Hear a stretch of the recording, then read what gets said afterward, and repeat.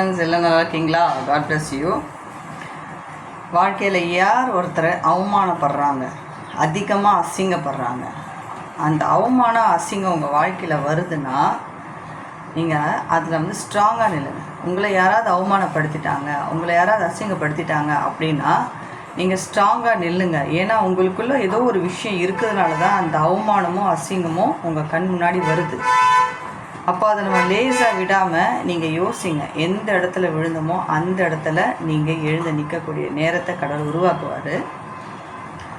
அந்த அவமானமோ அசிங்கமாக தான் உங்களுடைய வாழ்க்கையை மாற்றக்கூடிய ஒரு பெரிய டூல்ஸ் ஆஃப் ட்ரேடர்ஸாக இருக்கும்.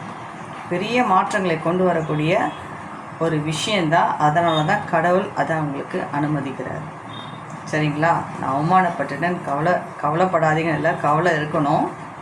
கண்டிப்பாக அந்த அவமானத்தில் தான் உங்களுக்கு ஒரு புதிய ஆரம்பமும் இருக்குது அப்படின்றத தெரிஞ்சுக்கோங்க.